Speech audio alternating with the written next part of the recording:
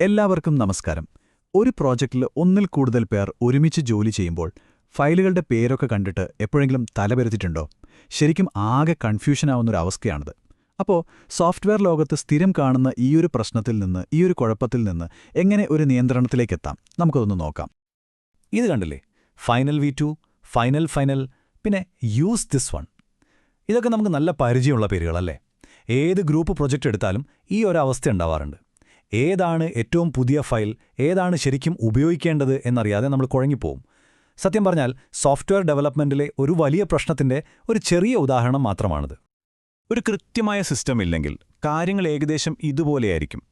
ഏതാണ് പുതിയ വേർഷൻ എന്ന് ആർക്കും ഒരു പിടിയുമുണ്ടാവില്ല. പിന്നെ ഞാനൊരു മാറ്റം വരുത്തുമ്പോൾ തന്നെ വേറൊരാൾ അതേ ഫയലിൽ വേറൊരു മാറ്റം വരുത്തുന്നു. ആകെ പ്രശ്നമാകും. ഏറ്റവും മോശമെന്താണെന്നറിയുമ്പോൾ നമ്മൾ മണിക്കൂറുകളോളം കഷ്ടപ്പെട്ട് ചെയ്ത ജോലി ചിലപ്പോൾ ഒരൊറ്റ അബദ്ധം കൊണ്ട് അങ്ങ് നഷ്ടപ്പെട്ടു പോകും. ഫലമോ പ്രൊജക്റ്റ് മൊത്തത്തിൽ താളം തെറ്റും, ഒരു സ്ഥിരതയുണ്ടാവില്ല. അപ്പോൾ ഈ പറഞ്ഞ പ്രശ്നങ്ങൾക്കൊക്കെ ഒരു പരിഹാരമില്ലേ? തീർച്ചയായുമുണ്ട്.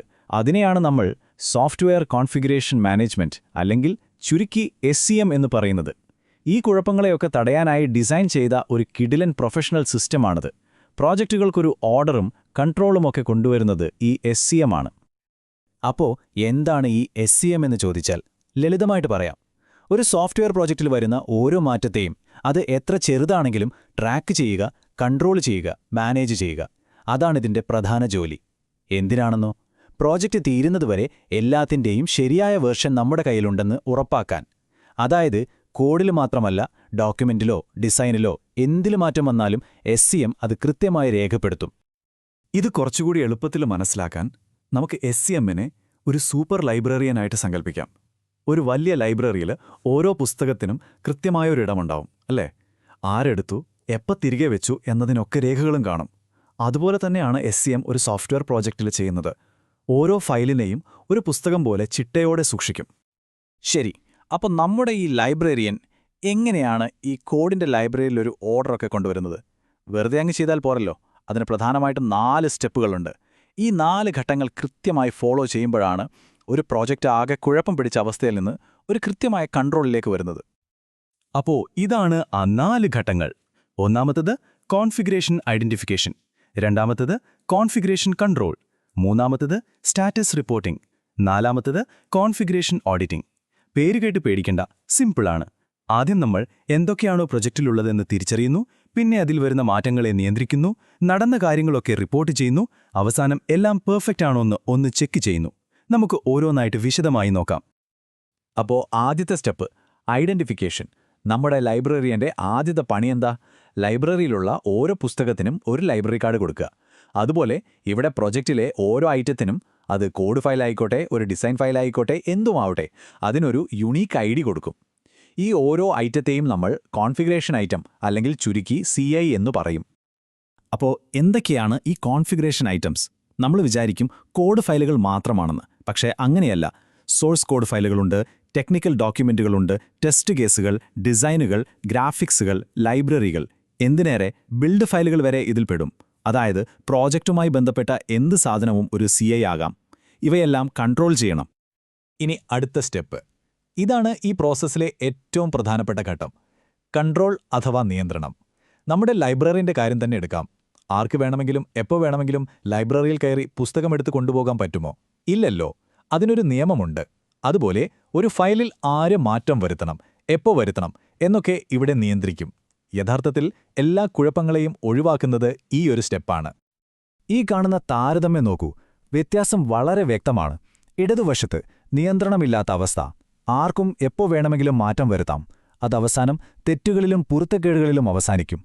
എന്നാൽ വലതുവശത്ത് അംഗീകൃത മാറ്റങ്ങൾ മാത്രം. അതായത് ഒരു മാറ്റം വരുത്തണമെങ്കിൽ ആദ്യം ഒരു റിക്വസ്റ്റ് കൊടുക്കണം. പ്രോജക്റ്റിലെ പ്രധാന ആളുകൾ അടങ്ങുന്ന ഒരു ചേഞ്ച് കൺട്രോൾ ബോർഡ്, അല്ലെങ്കിൽ CCB, ഇത് പരിശോധിച്ച് അംഗീകരിച്ചാൽ മാത്രമേ ആ മാറ്റം വരുത്താൻ പറ്റൂ. ഇത് പ്രോജക്റ്റിന്റെ അടിത്തറ ഉറപ്പിച്ചു നിർത്തൂ.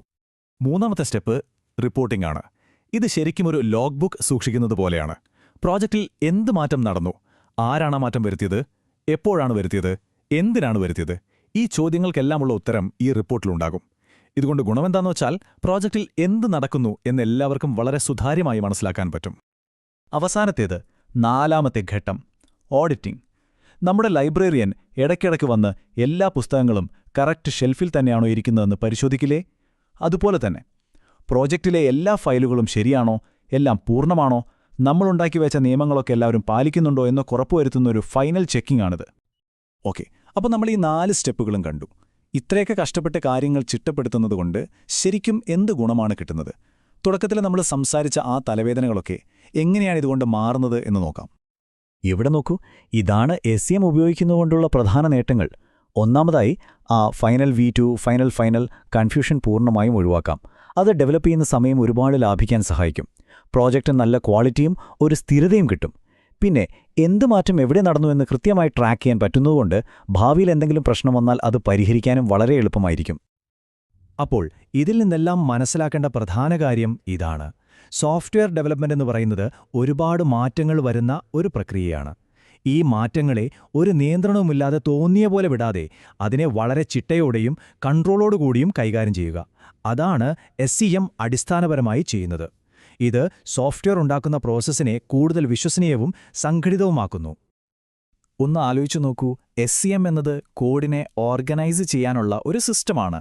അതുപോലെ നമ്മുടെ ജീവിതത്തിലെ പല കുഴപ്പങ്ങളെയും ചിട്ടയില്ലാത്ത കാര്യങ്ങളെയും ഓർഗനൈസ് ചെയ്യാൻ നമുക്ക് എന്തെങ്കിലും ഒരു പ്രോസസ്സ് ഉണ്ടാക്കാൻ കഴിയുമോ? നിങ്ങളുടെ ജീവിതത്തിലെ അലക്ഷ്യമായി കിടക്കുന്ന കാര്യങ്ങളെ ചിട്ടപ്പെടുത്താൻ എന്ത് ചെയ്യാൻ സാധിക്കും എന്നൊന്ന് ചിന്തിച്ചു നോക്കുക.